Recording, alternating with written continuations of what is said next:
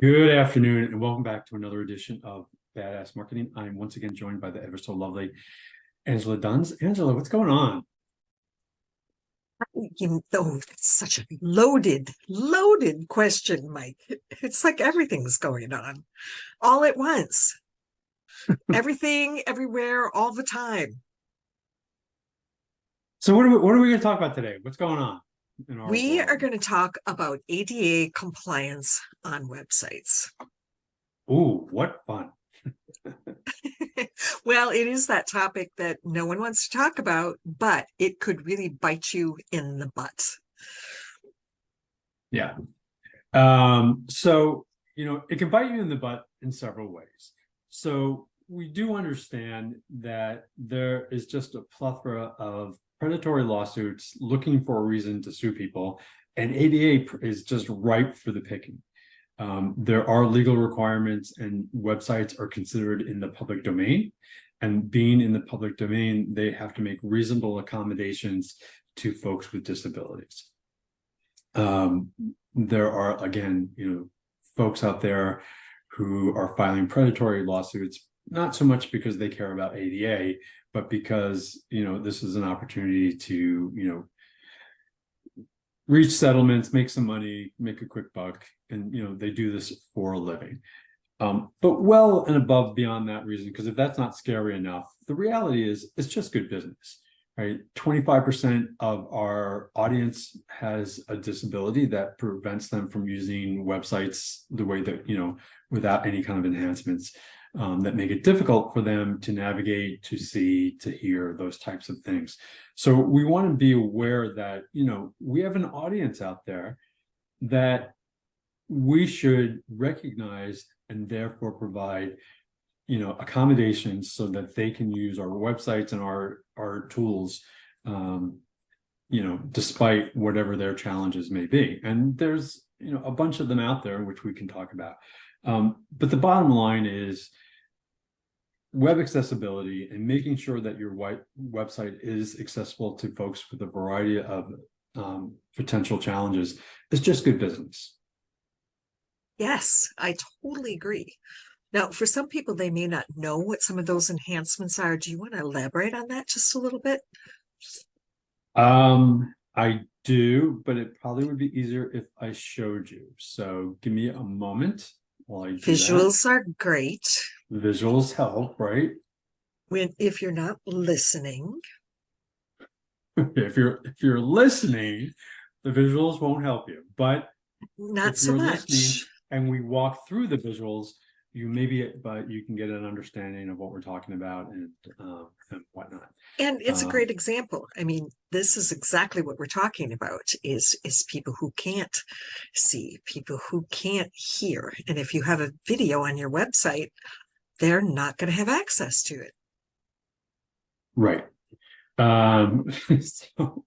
So yeah, so we're starting off by violating our own sort of premise of we want to be more accessible by showing you a visual content that you won't be able to see if you're either listening and or are visually impaired. So kudos for us for being a prime example of what not to do. And we'll probably provide this resource in the notes. Yeah, so good for us, right? Yes. So bear with me one moment. Looks terribly familiar. It does look terribly familiar. It's turning into my go-to example, which is sad. It was a little self-promotion, right? So why not? Never hurts. It never hurts. So this is our website, and it has some stuff going on. There's a slider that's sliding by and is distracting. And if you have a disability, this could be a challenge for you. Creating this kind of thing. We make it a point to try to create a lot of white space so that there's reasonable contrast between the text and the background. You can see that as you move to a color background, such as black or something like that, we've contrasted it with white. But some other websites where they'll have color on color, then what happens is the contrast becomes a challenge, particularly if you have someone who is colorblind and they can't differentiate between this shade of blue and that shade of blue, or red and green, or something like that. So these are just sort of some of the examples of things that can go wrong. The other thing is, as we've mentioned, if you are visually impaired, you can't even see this. So if you're using some form of reader on your device where the reader will tell you what's on the website, will read to you what's on the website, this is an opportunity, this is another way that they can learn about the content on our website without visually seeing it. So we have tools that will enable that as well. But just providing a variety of tools for a variety of potential challenges that folks have. The other thing, as you mentioned, and YouTube is really good about this, is capturing captioning your videos. You can capture them too, but captioning your videos so that if people can't hear you, they can read the subtitles, and that's available to them.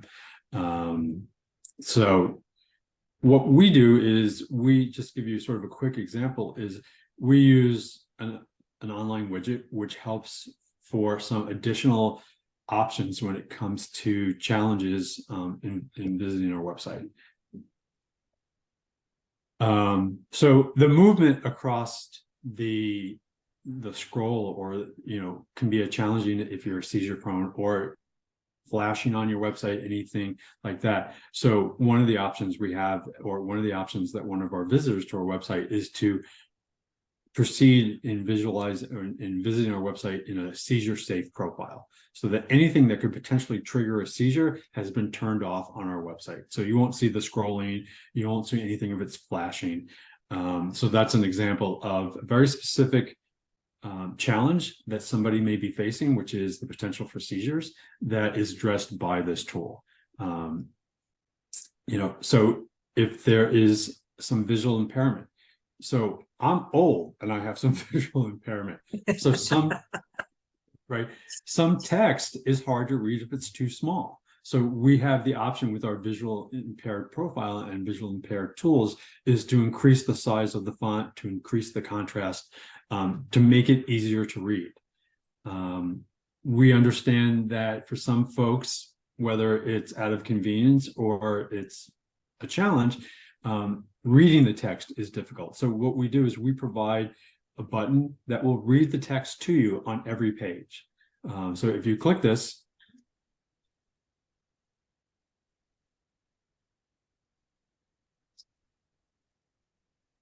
and maybe you did the share without sound. okay, so we didn't hear any of that? I didn't. Okay. I don't know. Let me just take a look if that's a setting. But okay. Heaven forbid we have another broken link. It's not a broken link. It worked on my side. It didn't work on yours. Oh, So good. it's a Okay. sharing option. Yeah, it's probably a share. It's a thing. sharing option, because the sound is coming through my speakers, and I don't think that this recording device is able to capture what's coming through my speakers. But had you been able to hear that, you would have realized that basically a woman was reading the text to our website. So, you could get that. And that's this sort of listen to this tool. It does work. It's not broken. It just doesn't portray in this video format. So if you ever go to Understanding E-commerce and you want to listen to our text, it's available at the top of each page. So we add that to every page. The other things that we do is what we call alt tags, or what we identify what something is about. So, and that gives us the opportunity to, if you are visually impaired, to tell the reader what this picture is about. So if you were to see the alt tag on this, it actually matches the subtitle under the picture, or the caption under the picture, which would be Digital Media Marketing Strategies by Understanding E-commerce. Some of the other things that we have, if you have a problem with focusing, there's cognitive disability. You can use a keyboard navigator if you're not able to use the navigation, or you can use a screen reader, right? You can change the size of the font. You can highlight titles. Sometimes some folks have challenges in seeing the links. So for us, what we do is we use links with a differentiated color, but that may be a challenge to folks that can't see that difference. So the tool will underline every link. So if this would be underlined, linked in here, so that to tell you and to Nice. point you that there is a link behind that, right? Great. So these are just some of the examples of different ADA enhancements that you can do to your website to make sure that it's accessible to all. So focus on providing, tools so that a screen reader can read it if somebody has visual disabilities. Focus on providing captioning and other opportunities. If you can't hear when I press the listen to this button, you can pick this up in the captioning to understand what we're still talking about. Provide alt tags, so if somebody is unable to see your images, they can read and understand what the images was about. For those of us who are just visually challenged from age, we have the option to increase the size of the font so that we can read it more easily. These are just typical tools that we would use to improve the accessibility of the website. That's fantastic. Yeah, and that increasing the font, whew, that's a good one. Yeah. We tend to think of extremes when we think of accessibility. It's only about people who can't see it. That's not the only challenge that people have. Some people it's like the size matters, and we want to make sure that we can increase the size of the text to make it more readable for folks. We want to make sure that the contrast is fine, that it's anything that's color based we can turn into black and white through the use of our tools, so that if colors are an issue, we eliminate that as a reason why you can't access our website. And so, Mike, do you want to talk a little bit about what the options are out there to add some of these widgets and tools to a website? Yeah, so I mean, first and foremost, when you're building your web presence, what you want to have, want to have an accessibility first mindset, right? Because while we can use a lot of tools to fix things that aren't really, potentially in compliance, ideally what we'd like to do is we'd like to build from that perspective rather than fix after the fact and change the whole website through some widgets or tools. We'd rather just address accessibility from the front. So for instance, we want to make sure when we're picking our colors and picking our palette that there is contrast between the text and the background. That's sort of an approach that, regardless of whether you have a tool or not, that you can use to make sure that your website is more accessible to certain folks. The other thing that when we are adding new posts and adding new content, is to always remember to add an alt tag or to remember some sort of descriptor, so that folks that can't see the image have the ability to read that. So the first and foremost is to take an accessibility first approach to building your website, right? To make sure that when you're thinking about this, are you thinking about accessibility? Are you thinking about the different challenges that different people have? And are you incorporating that into your web design? I've seen a lot of really pretty websites that, while visually are very stunning, from an accessibility perspective, they're not very helpful. Because, and the one that always kills me is when people, developers, web people, whomever, put their text in an image. Right? You know what I'm talking about? Yes, because that Right? can't be read. It can't be read. So if you are, what will happen is they'll create this really pretty graphic in which they include the text within that graphic, and then they'll upload it. But for all practical purposes, that's an image. And if you can't see the image, there's nothing to read. And by the way, the people that do that, as a rule, don't add alt tags either. So, when you're thinking about web accessibility, it should always be in the forefront of your mind when you're building a new website or, rebuilding an older website is there an accessibility issue to what I'm doing? So if you are adding text that is part of a graphic and people can't read or visually see the graphic, then they can't read the text, and the reader can't read the text. The technology that they've used to read the website won't be able to read that text because it doesn't exist anywhere. It's in an image. So that's Right. another thing to focus on is, using certain things like that we have to think about, and that may not be obvious unless you can't read it. And for us, we're aware of that, so we won't embed text into an image,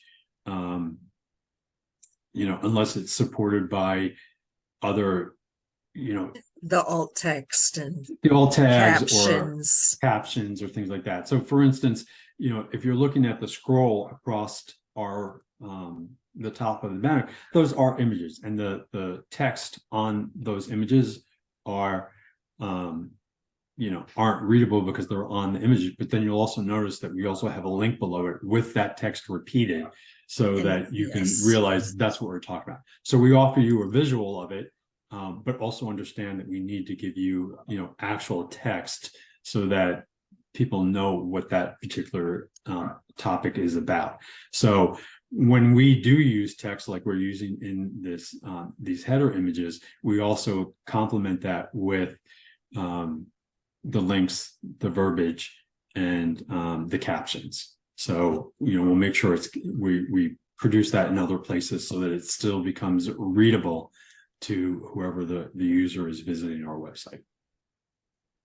I think the contrast one is an important one. I've seen some people use gold as a text color. It's just not very readable, even for those of us who are not impaired. Yeah, yellow is a tough one, and then it also depends on the background, because if you put I've seen people put black on gray, and there's just not a lot of contrast. So you really want to look at this, and there's if you Google compliance tools, there's tools out there that will look at your website and tell you and give you suggestions, saying the contrast isn't enough, you should increase it to this, you may increase it to that. Alternatively, you can add plugins and widgets that will do that for you. Our premises do it from the start, and then use those sort of plugins and widgets as sort of an additional boost to your accessibility. But keep accessibility in mind, particularly when something as simple as picking contrast between your background and your text. Yes. And like you said, just because it's pretty does not mean that it's readable. And the whole point is clarity of communication. Yeah, I mean, I'm not by any means suggesting that you abandon aesthetics to make a website that's only readable, right? So we do need, part of your audience will be able to appreciate the aesthetics of your website, will be able to appreciate the design. So we want to make sure that it's still a pleasing site, it still looks nice, but we understand that there may be some limitations in our audience, and we want to make sure that we offer to them a set of tools so that if for whatever reason they're having challenges with our website, that hopefully those tools can address them. But we're not by any means saying you can't make a pretty website. You can. We're in business to make pretty websites, but we also want to make sure there's functionality and accessibility. Exactly. So what is the cost of some of these tools that you can use on your site and for your site? Yeah, so I mean, building the website, there probably won't be a tremendous amount of cost. It depends on your web designer and your web person. We sort of have that mindset when we're building it, so we don't add additional costs to make it more web friendly or accessible friendly. So that is just part of our build. But the challenge is there's all types of levels of accessibility. It really depends on how far you want your design to be accessible and what tools you want to add.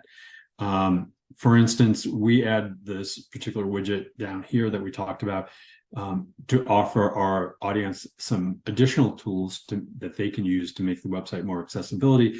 This tool, as a rule, runs about $49 a month. So the cost for this additional tool is $49 a month. And this tool gets you probably somewhere in the neighborhood of 85 to 90% compliant. There's still some gray fuzzy areas that we, can't do via the tool. And that, there are other things that we have to do as well. But I would, for a basic website, you're looking about $50 a month for some accessibility enhancements that will help your business and help your audience read your website. Fantastic.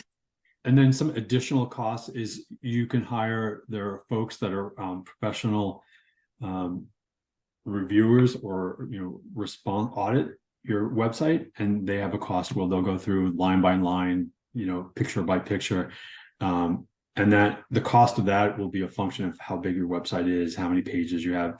In our particular case, we have something like 7,000 entries because of blog posts and whatnot. So that would be a lot more expensive than, say, a website of 10 pages, because there's a lot more to audit.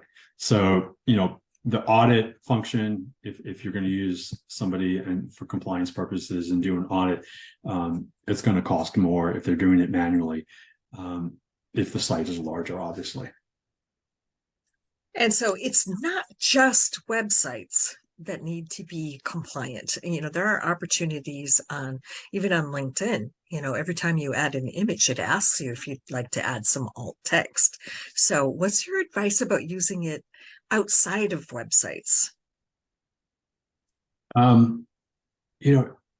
Why would you not want to increase the odds of anybody reading your content, regardless of what platform it's on? The same option is available for Twitter, where you can add an alt tag and a description. LinkedIn offers it. I'm guessing Facebook does. So if why on your social, why would you take all the time to do this on your home site and just abandon it on, the social channels that you're sharing content? So, take that extra step and put in the alt tag when, and we can do that through, usually just hovering over the image, or when you upload the image. For instance, when we're uploading images into a Shopify store, there is the opportunity to add an alt tag, and we always add, an alt tag. The other thing that I'm going to say about alt tags is to make them unique. Right? I've been to websites where all the alt tags are the same text, and it's usually the name of the website. So technically they're in compliance because there is an alt tag. However, there's no information really being provided, because it's just like all, like there's a tool and they've defaulted to using the name of the website as their alt tag. So everything on the website from a reader's perspective is the same image because it has no differentiation. So, part of this is to go through and actually, uniquely label each image versus just sort of generically calling everything one thing. But we would make the same argument about title tags and meta descriptions. You wouldn't want everything to be the name of your website. Otherwise, in Google's mind, there's only one page. So, right. If you're going to do this, take the time to create unique tags for each item. Very good advice. Yeah, that seems really silly. A little lazy, very silly to use the same tag. But, let's keep this in mind. So we've been working with the client, and, me and us, we always follow all the details and go through it.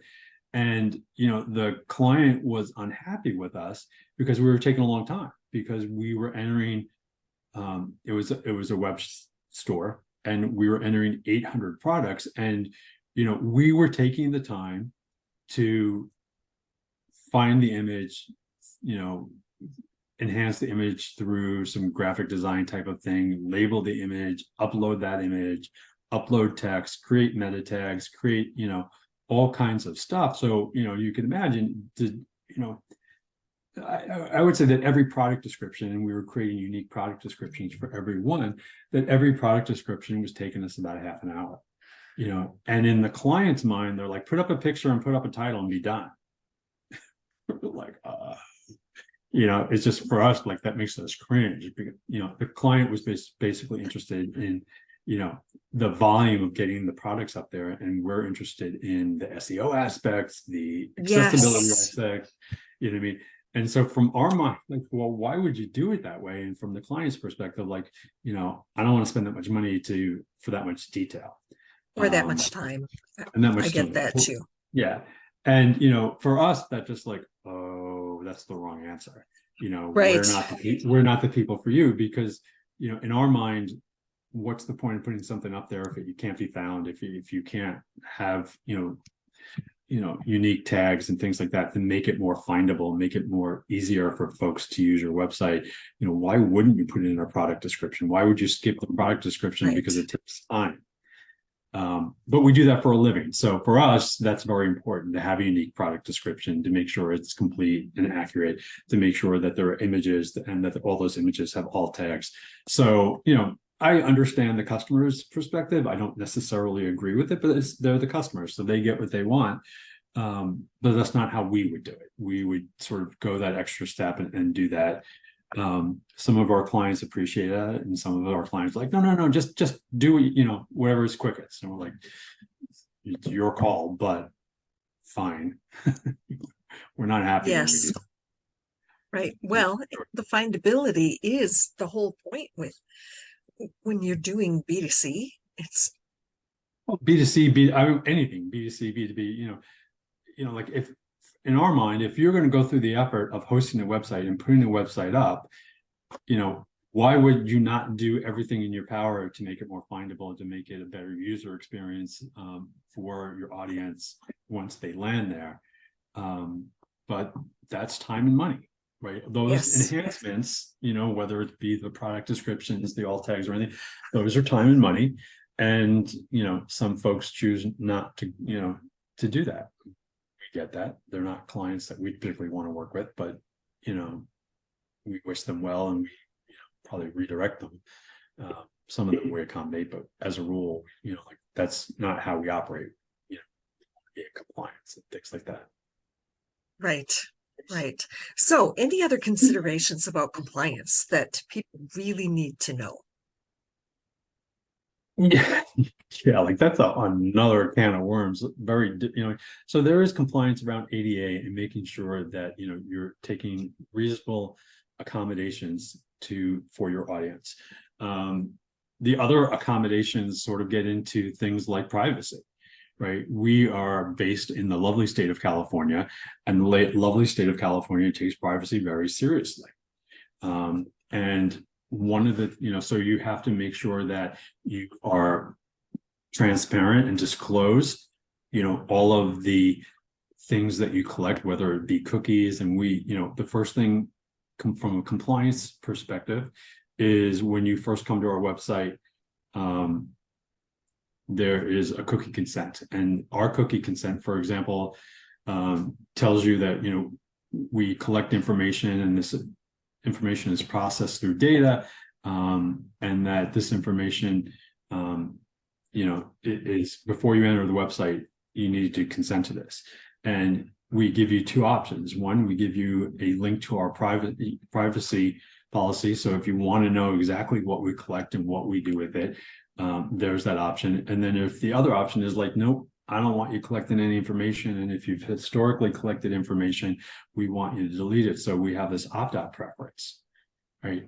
And then if you go to this web page and you get past all of the information on it, you can enter information, and like, based on your email, opt out from selling or sharing any information, limit the use of sensitive information, do not sell, which is a requirement, or just to delete it, right? So, we provide these options so that folks have the option of managing their data when it comes to our website. Some folks are like, nope, I don't want you to collect any information on me, and anything you have, you should delete. So, when you select this button and you fill out the form, it'll ping us, and we will then delete the information or make the changes that you've requested, to ensure that, we meet your data needs or your privacy needs. Right? Other compliance issues are, these are just probably best practices, but an advertising disclosure. We at some time will use affiliate links, or we'll use referral links that other people will place. We don't take ads, but but sometimes things will come up where they do. So we want to disclose that the fact that, there is a possibility, and we make it a point when we do specifically use an affiliate link, like this is an affiliate link, we may make money from this, just that full transparency and just full disclosure, so that, no one can say, oh, we tried to pull a fast one. So in the event that, and as a rule, we don't use them, but, in the event, if we should, we would fully disclose that so that there's no question. So I have another question for you. Okay. Of course.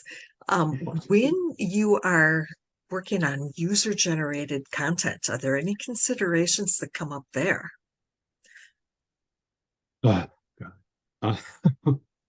Yes, there are.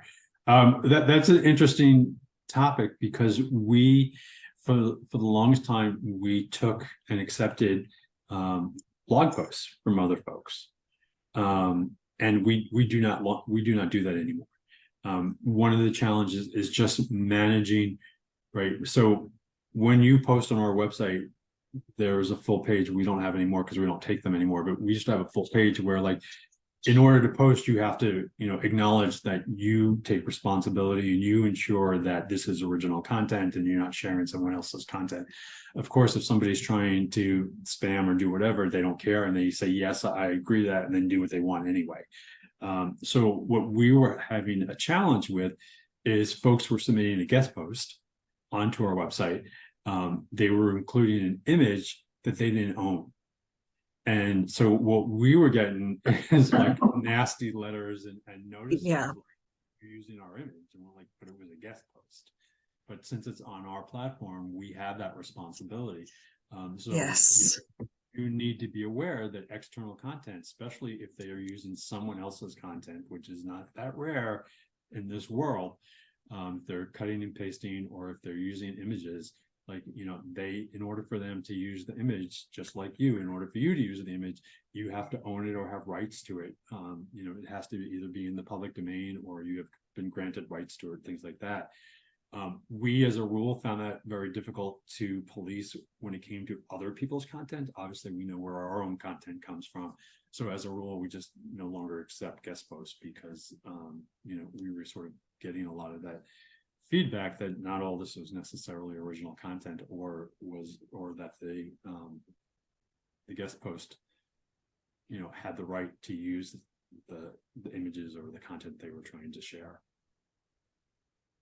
yes, user-generated content brings up all kinds of questions, ethics and all sorts of interesting things.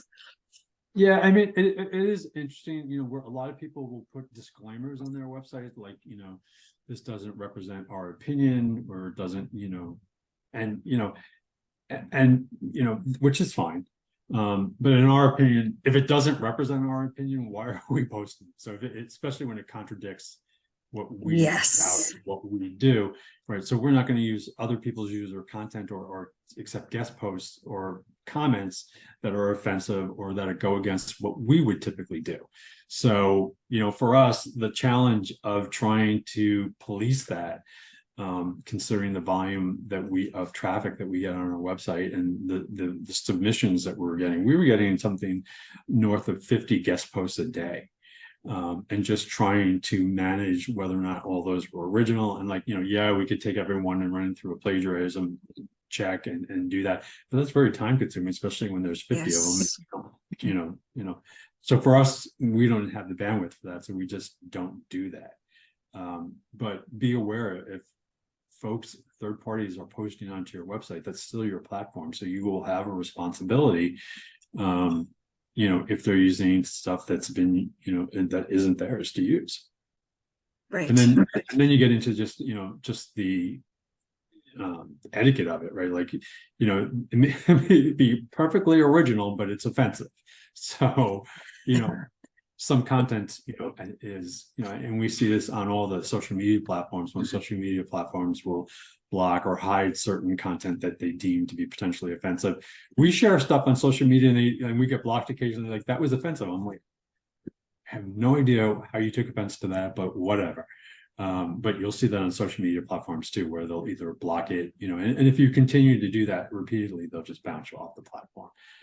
Right. But you do have to monitor and police third-party content on your website so that it doesn't become an issue. Well, and it is public domain, so minors have access to it. There's all sorts of interesting considerations. And especially when it's counter to the messaging that you're trying to promote. We're trying to promote inclusivity, we're trying to promote accessibility, and then we'd have a third party saying something completely different or offensive or whatever. That's not consistent with our brand, doesn't enhance our brand clearly. So why have it on the website? Right, right. Excellent point. And all of these things are really big considerations. Absolutely. So, So any other topics to add to this conversation? I mean, I think web accessibility is an important topic. I think that, we have a whole section on web accessibility. If, it's one of our focuses. And we offer a whole lot of, frequently asked questions about web accessibilities. What is web accessibility? What do you need to be aware of? What are the web content accessibility guidelines so that when you're building a website, you have these in mind. We offer our part of our services is to provide web accessibility services to websites. So we offer a free 30-minute consultation that, where we'll look at your website and we'll, note any challenges that we see when it comes to web accessibility. But we have a whole section on web accessibility. So if you're interested in the topic, I would say there's north of 100 articles relating to web accessibility that if you're interested in learning more or understanding it better, we have an audience. Well, and here's a question for you. These are things that are different state by state. Is that correct? They can be. I mean, California in general tends to be more restrictive when it comes to online and what you can do and what you can't do. So yes, it's going to vary by jurisdiction. There is one set of guidelines for the US, there's another set of guidelines for Europe, it's the GDPR around privacy. So the privacy issues, the web accessibility issues, they can be jurisdiction specific. So you do need to know where and when, where your site's appearing, where you're promoting it from, those types of things. And you have to be really careful because, what we've seen in lawsuits and stuff like that is, what makes it an issue is, do you have a hub, is what they call it, where you're doing business, right? So one of the areas that we saw was a challenge, it was when folks were using drop shippers, right? For a sales tax reason, your drop shipper now becomes a new hub, and you need to file sales tax based on that hub. So you need to understand where the different pieces of your operation are, because that could change some of your sales tax liabilities. It could change some of the laws that are governing accessibility, privacy, those types of things. So again, we saw that clearly when we started working with 3PLs or third-party logistics providers, the folks that will drop ship for you, because by having your merchandise at a third party in a different jurisdiction, you had just created a new hub for a taxation basis. So A new you need to be level of aware complexity. yeah, you need to be aware of that, like, because sales tax is complex on its own. Like, collecting sales tax is kind of a nightmare, but it is what it is. And there are tools that can help you, and there are resources that can help you. But you can add the complexity by adding different jurisdictions into that mix, and that just creates more tax compliance issues as well. So you have to be aware of, where are you doing business? If you're outsourcing different aspects of your business, whether or not that creates a hub from a taxation basis. So those are the other things from a compliance aspect you need to be aware of.